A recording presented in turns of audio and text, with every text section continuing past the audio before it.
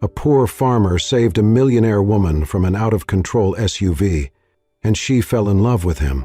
The winding mountain road snaked along the edge of the Appalachian Range, gilded in the golden hues of late autumn.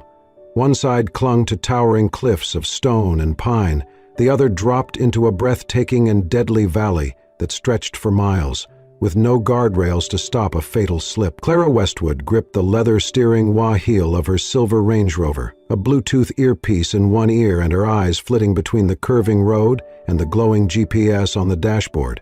The voice in her ear chirped with urgency. "Clara, the Paris buyers just moved the call up an hour. Can you jump on a Zoom as soon as you get back?" Her assistant rattled off. Yes, I'll handle it. Just keep everyone calm," Clara replied breathlessly, trying to keep her focus amid the chaos of running a luxury jewelry empire. Then it happened.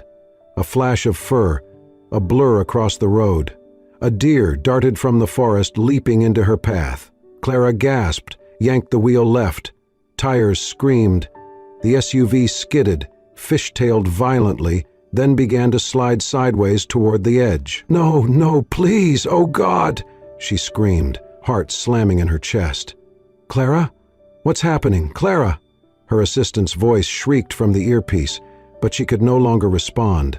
The car's rear tires found no grip. The vehicle tilted toward the abyss. 300 feet away, Ethan Miller had just finished tying a bundle of pine logs to his old Ford truck. He was heading back to the valley to repair the roof of Mrs. Dempsey's cabin before the evening frost hit. Hearing the screech, he turned and saw the SUV slide, wheels half off the road. Without a second thought, he grabbed the longest beam from the back of the truck, muscles rippling beneath his flannel shirt, and sprinted across the gravel. Just as the SUV's nose dipped toward the void, he jammed the timber beneath the front axle, wedging it against a boulder on the inside slope. The impact knocked him sideways, but the car shuddered to a halt, teetering but stable. Inside, Clara had blacked out.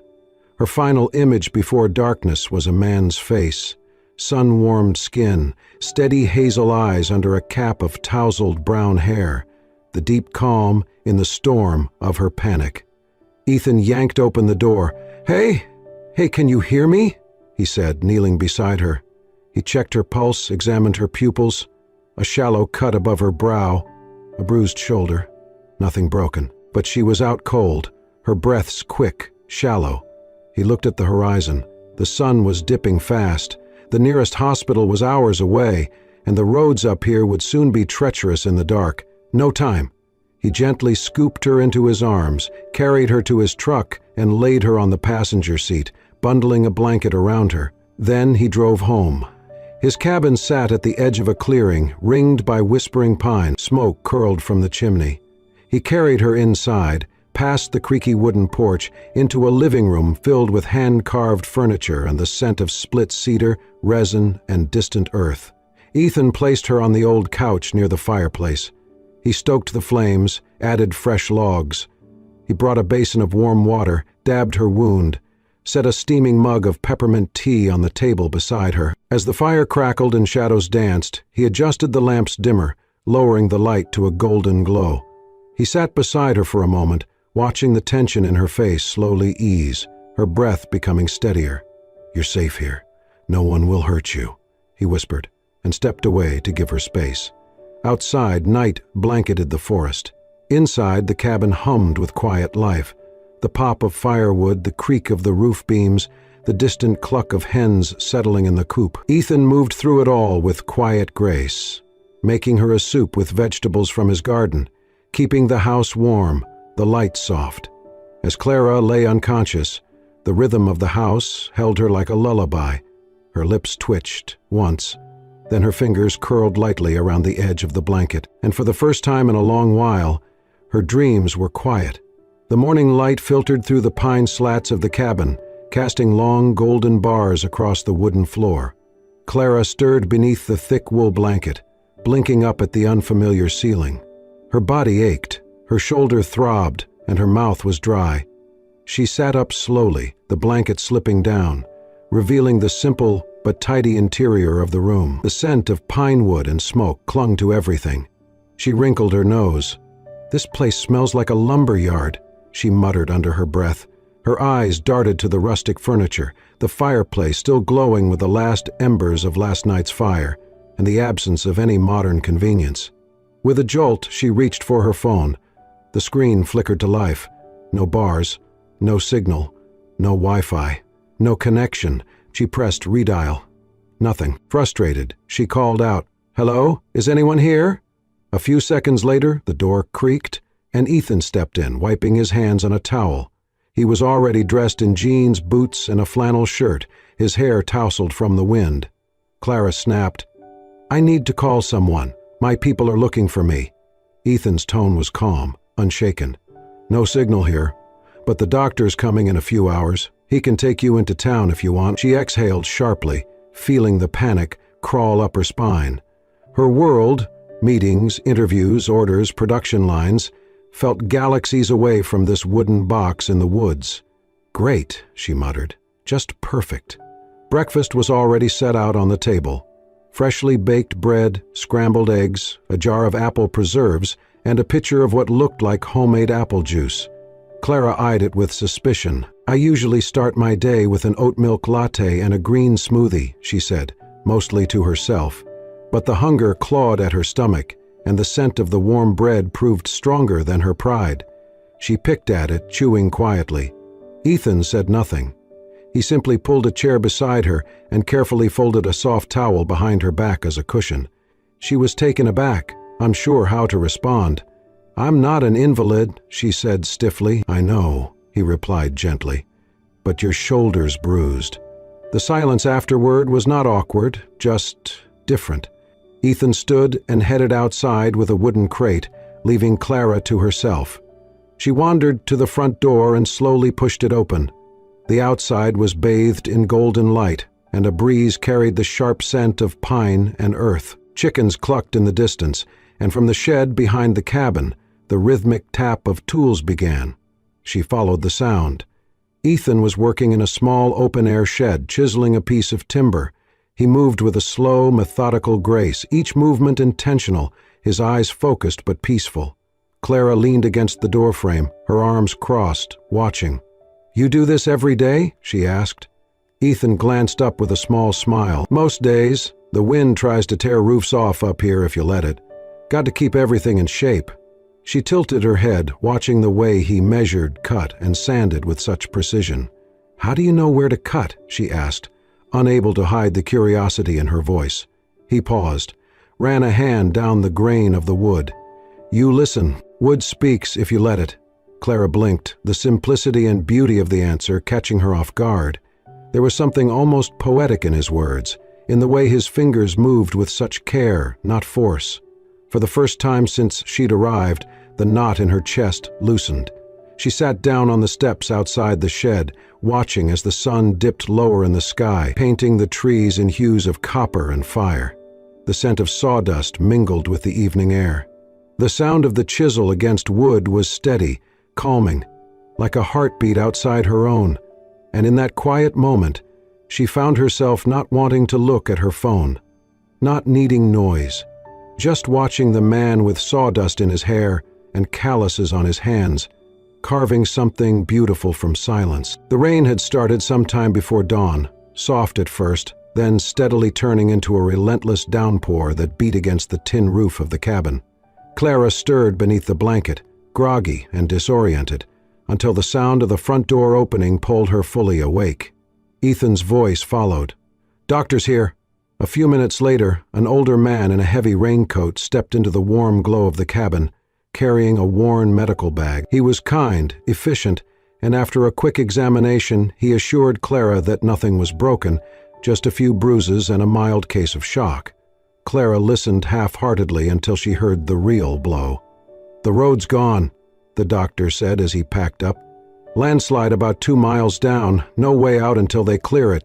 Probably another day or two." Clara sat bolt upright. "You're joking." He shook his head. "Sorry, Miss Westwood, you're stuck here." As he left, Ethan turned to her, towel in hand. "You should rest. I'll make some tea." "This is ridiculous," Clara snapped, pushing the blanket off and standing up too quickly, wobbling. "Do you have any idea who I am?" Ethan didn't flinch. He didn't smirk.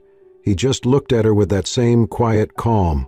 "You're someone who almost died yesterday," he said softly. "That's enough for me." Clara opened her mouth to retort, but stopped. Something in the way he said it disarmed her.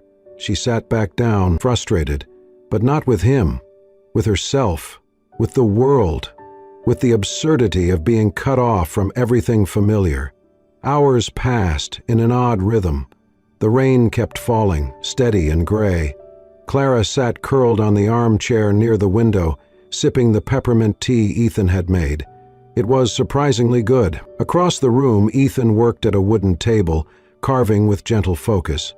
She watched as he smoothed the backrest of a rocking chair, brushing away shavings with the side of his hand.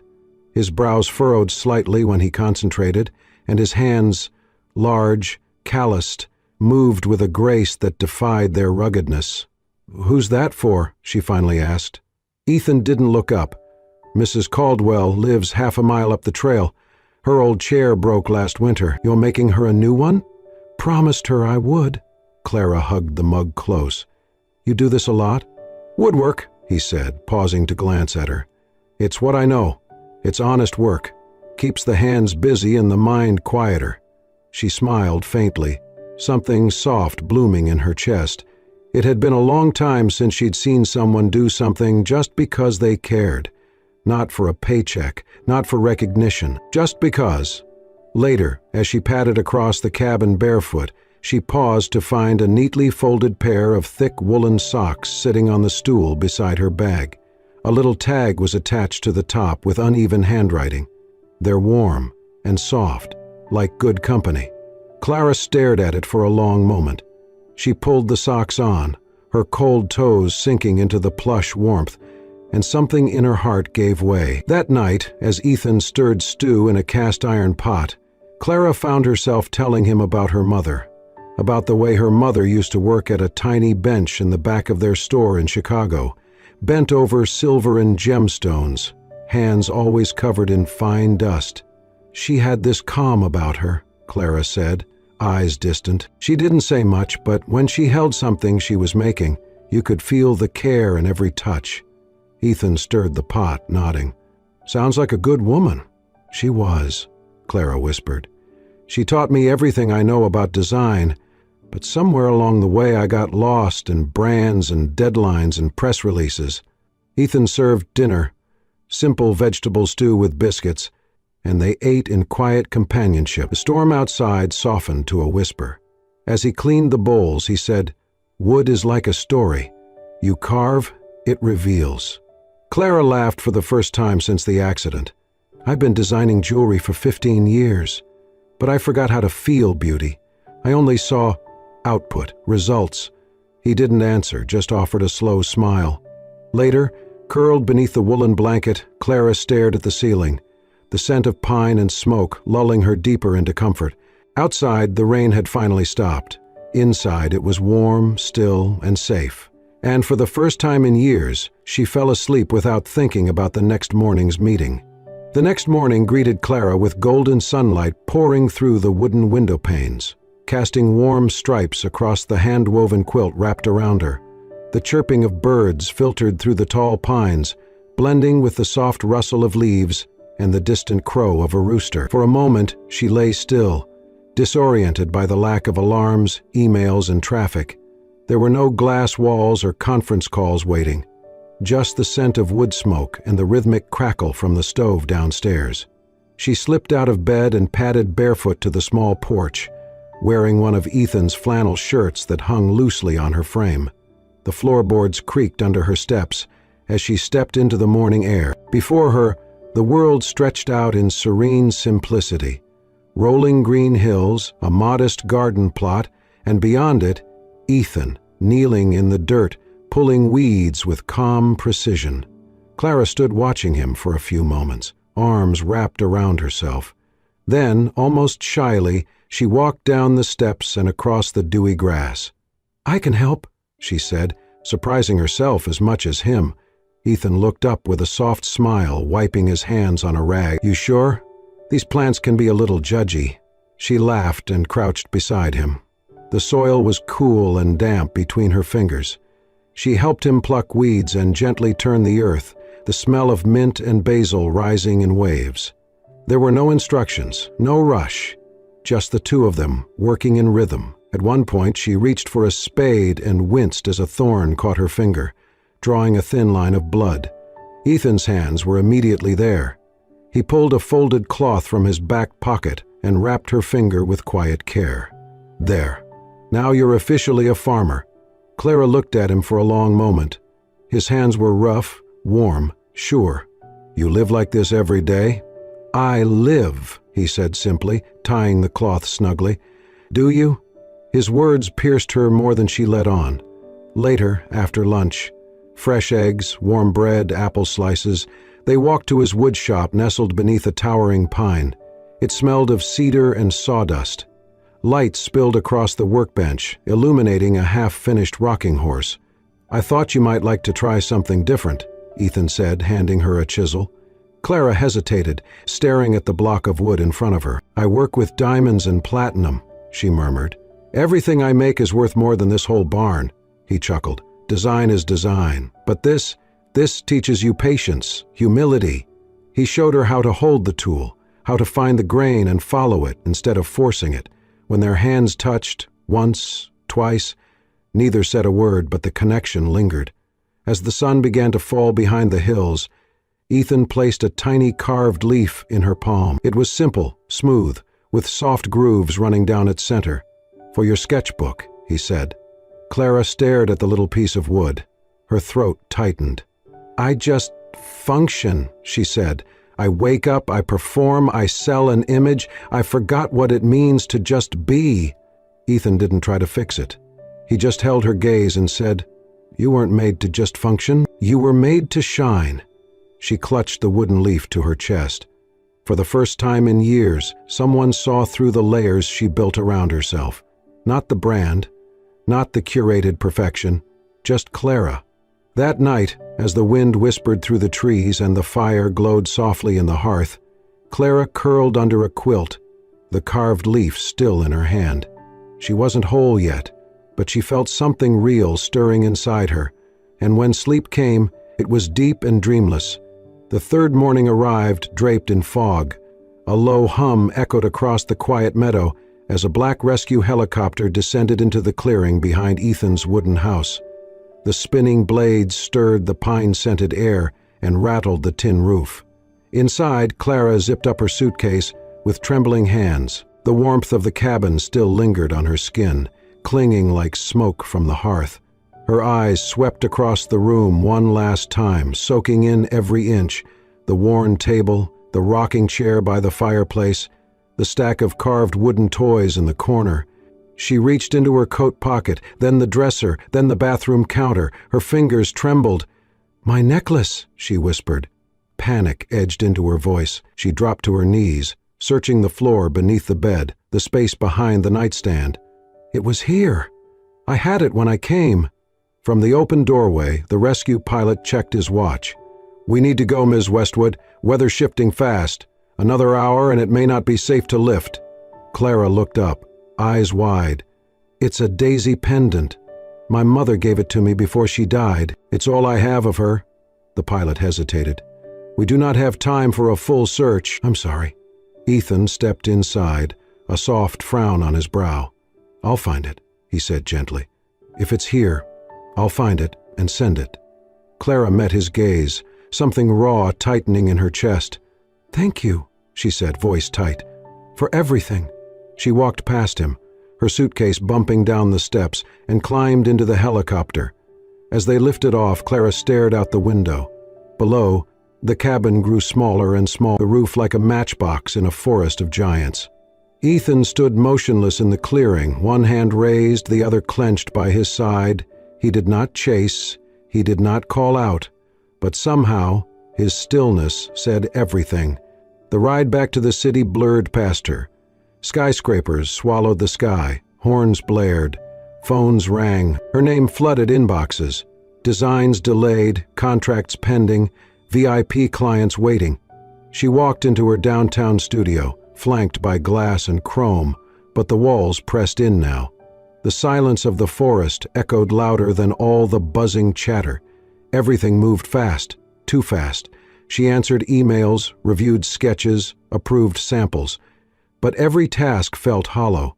She found herself staring at a block of silver for 20 minutes, unable to picture it as anything more. That night, she lay in her high-rise penthouse.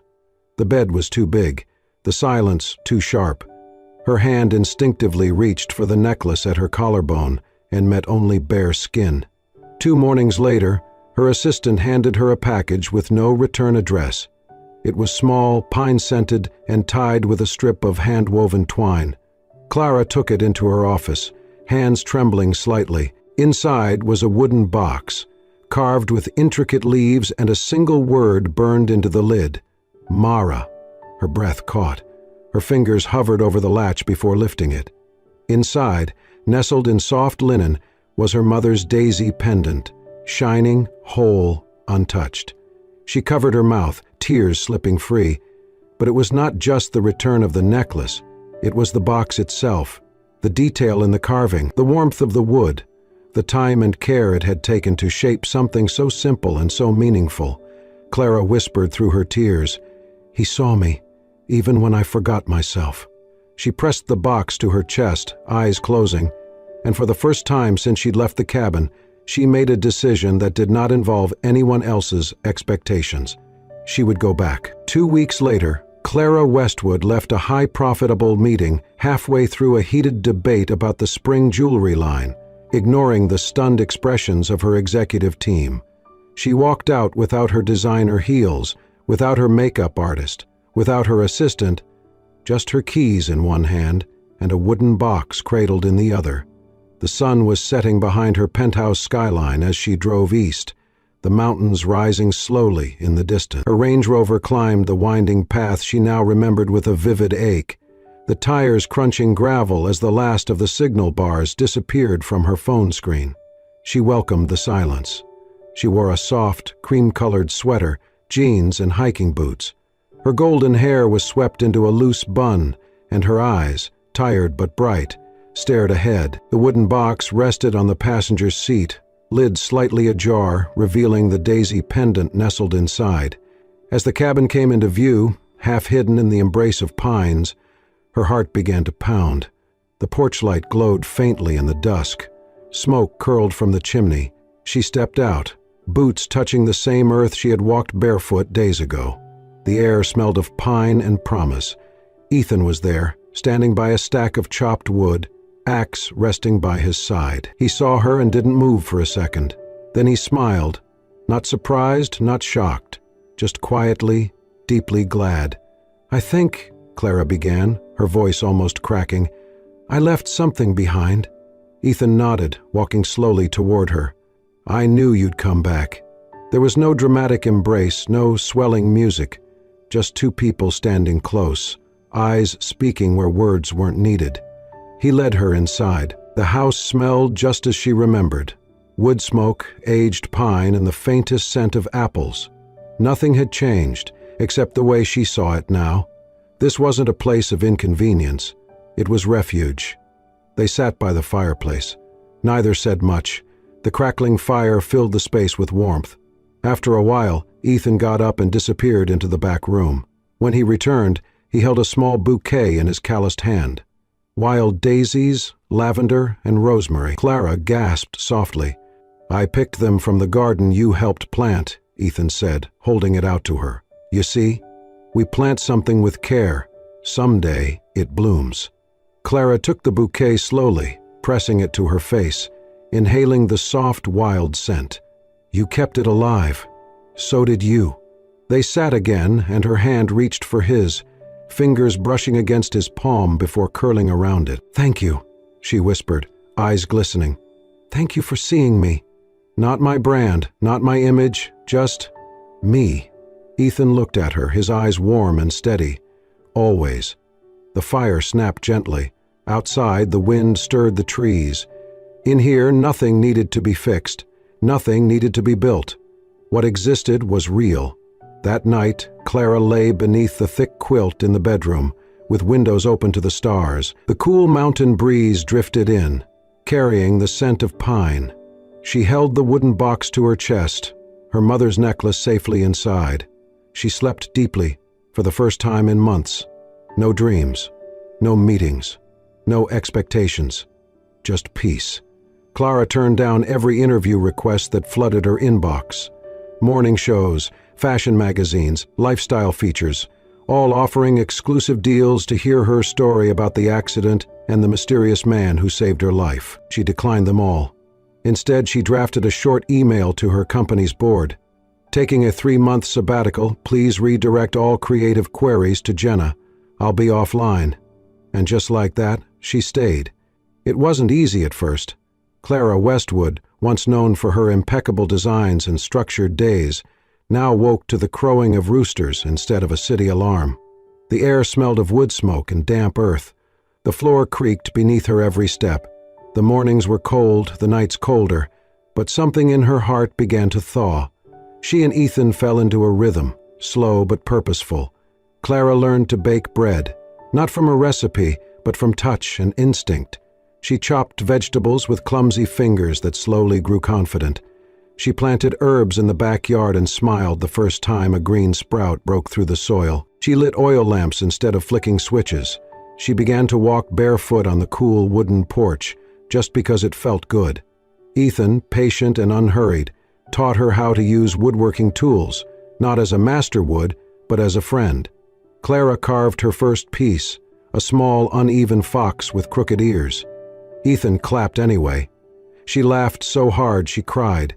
One evening, after supper, as they sat by the fire sipping warm cider, Clara mentioned something offhandedly. I used to sketch toy designs, little wooden figurines.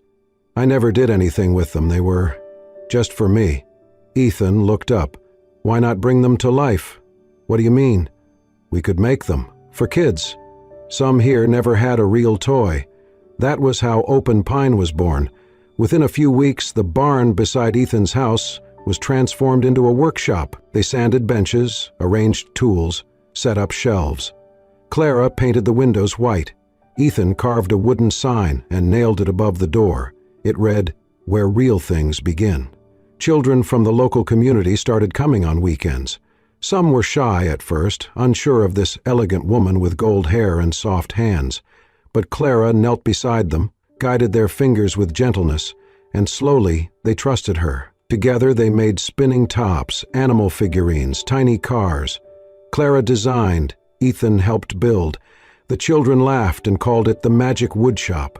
At night, when the world was quiet, Ethan would sit beside Clara on the porch, carving quietly. She would sketch by lantern light, barefoot and content. One evening, as a summer breeze rustled the pine trees, Clara turned to Ethan and asked, "Do you smell that?" He paused, lifting his head toward the wind. Then he smiled. "Just you."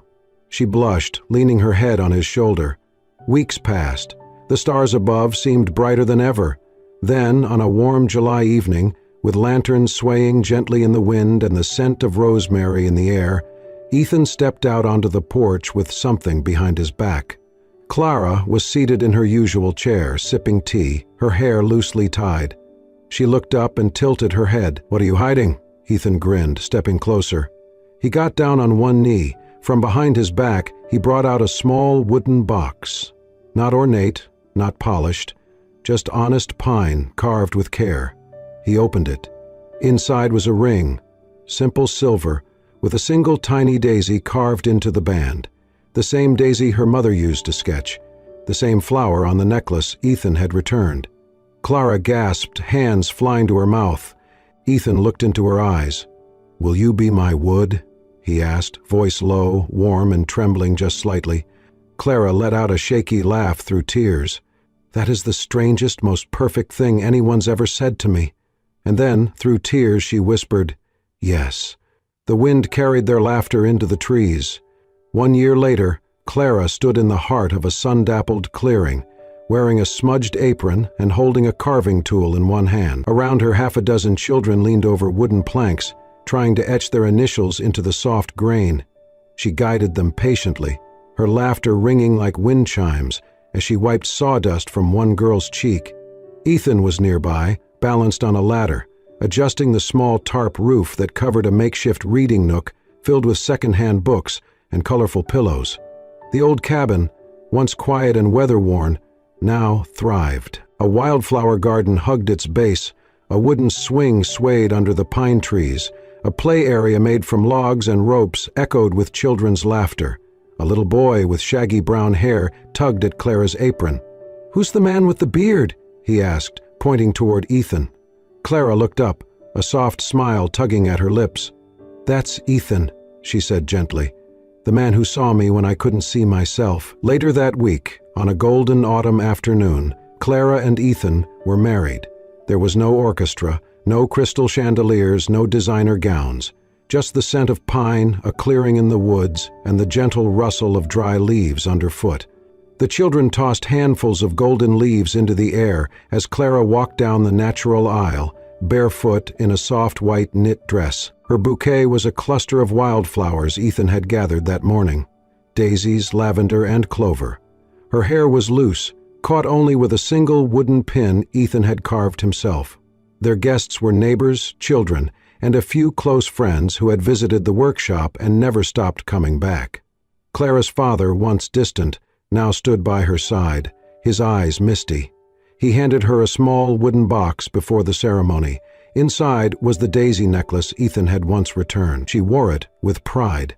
When it was time to exchange rings, Ethan reached into his pocket and brought out 2 bands, carved from the trunk of the very tree near the cliff's edge where he had first saved her. As he slipped the ring onto Clara's finger, she looked up at him, her voice shaking with emotion. "Why wood?" Ethan smiled, eyes crinkling at the corners. "Because you're the story I want to carve forever." She did not cry. She laughed. The kind of laugh that comes from knowing you are exactly where you belong. That night, after the guests had gone and the children had fallen asleep in the nearby cabin bunk beds, Clara and Ethan sat on the front steps of their home. A gentle breeze played with her hair as the sun dipped below the horizon, casting the world in hues of gold and amber. Clara leaned her head on his shoulder, her hand resting on his chest. "We're real," she whispered. "That's all that matters." Ethan nodded, his thumb brushing over her knuckles. Always. No headlines would be written about their wedding, no tabloids would care. But in a quiet corner of the mountains, 2 people had found something rare. Not luxury, not fame, but love. The kind carved slowly, shaped by patience and polished by truth. And that, in the end, was everything. If this story stirred something deep within you, if it reminded you that love, in its purest form, often blooms in the quietest corners, then we invite you to be part of our journey. At Soul Stirring Stories, we bring you tales that heal, inspire, and gently remind us of what truly matters in life. Stories of resilience, grace, and the kind of love that doesn't need luxury to shine. Subscribe to our channel to never miss a moment that might just change the way you see the world.